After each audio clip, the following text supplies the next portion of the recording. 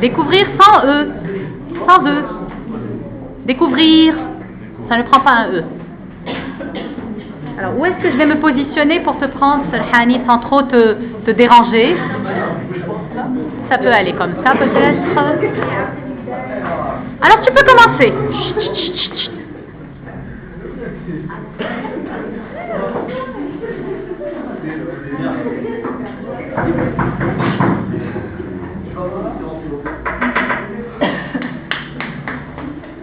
Bien, pour connaître votre pays et découvrir vos parents, je vais procéder l'appel-pas. On a c'est l'appel-pas pour promettre de connaître ce que vous voulez faire de votre pays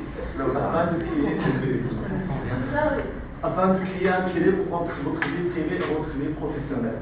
La première étape qui doit permettre de créer, d'organiser votre vie et découvrir vos parents, c'est l'état de lieu.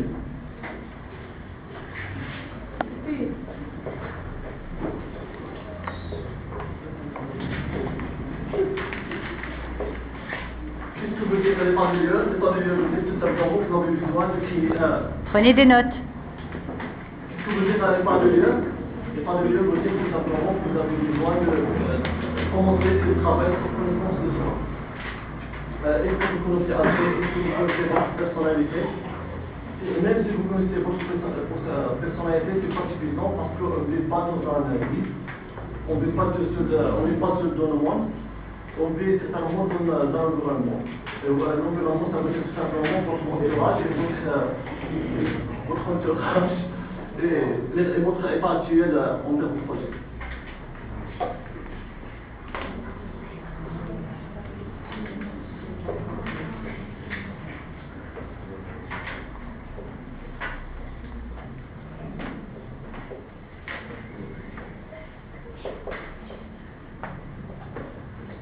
Connaissance de soi, santé. SOI.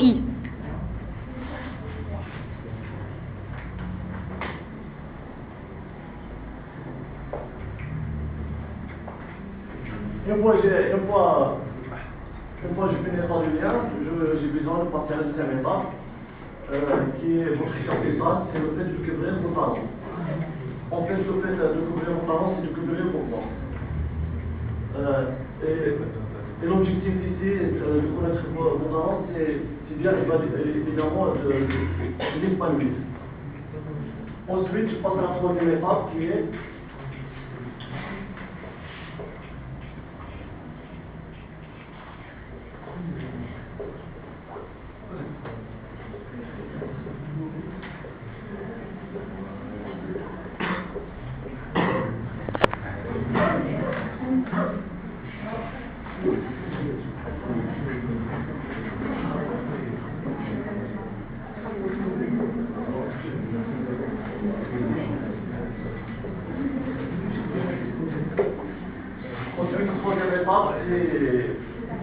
déterminer vos valeurs.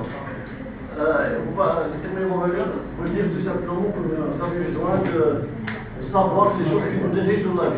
Est-ce que vous êtes dirigé par la satisfaction, ou par la musique, ou par la famille, etc. Et la quatrième étape,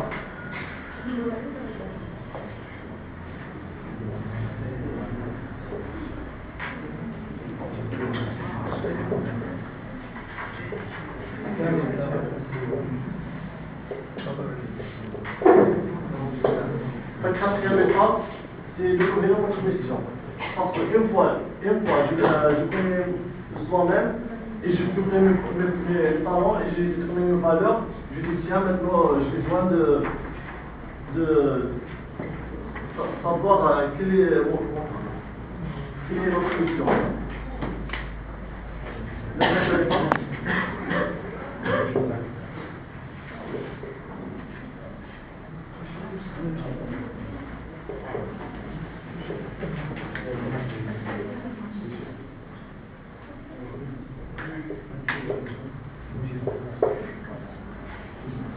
cinquième étape consiste à estimer le projet. Une fois je fais les dessins précédents, je dis tiens, Maintenant, je dois lister mes projets. Pour lister mes projets, la meilleure façon pour les faire, c'est commencer avec la finalité où vous voulez aller dans le futur. Oui, voilà. On peut revenir sur le présent et le futur à court terme. Qu'est-ce que je dois faire dans 10 ans, 5 ans, 2 ans? Et la système est pas?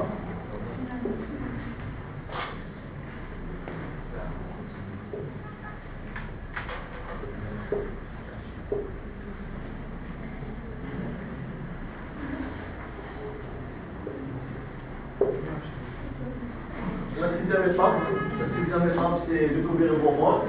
En fait, pour bien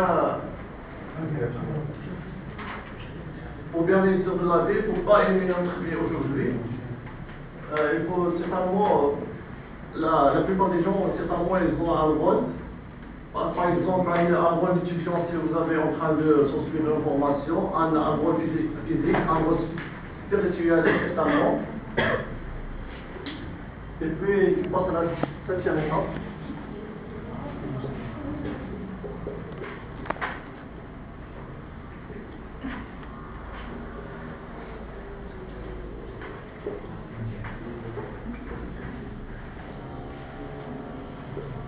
Il y en a combien des étapes, Mohamed?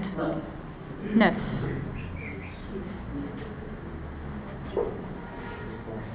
La septième étape, c'est élaborer votre plan d'action. Une fois je finis l'étape précédente, je dois poser une question à moi-même. C'est quoi le next action, comme on dit en anglais? C'est ce que je dois faire dans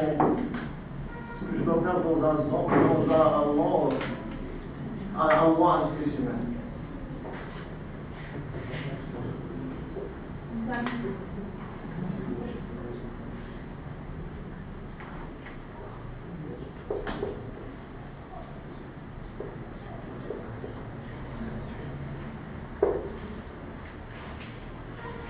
La huitième étape, qui vient tout de suite, c'est le capital le plus important que vous possédez, c'est le gestion de temps. Pour bien gérer le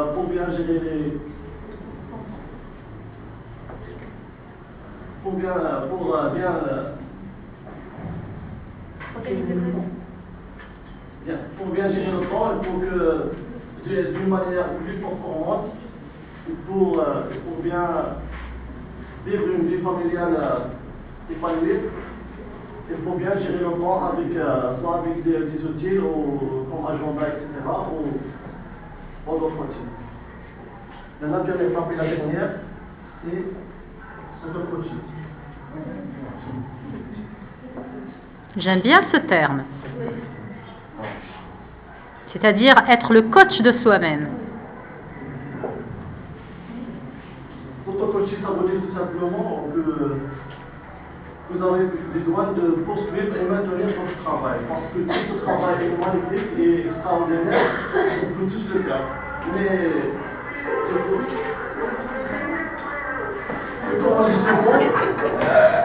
Attends que ça passe.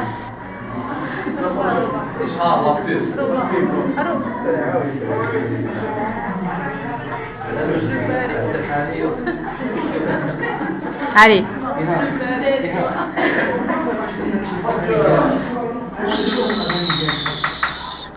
Oui.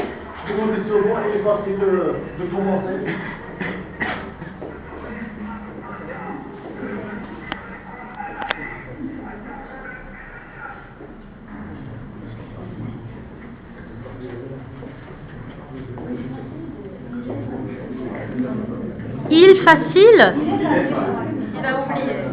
Alors tu mets le S.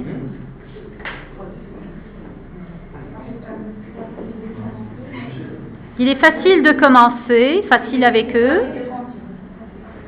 mais il est difficile de finir. De continuer, bien sûr.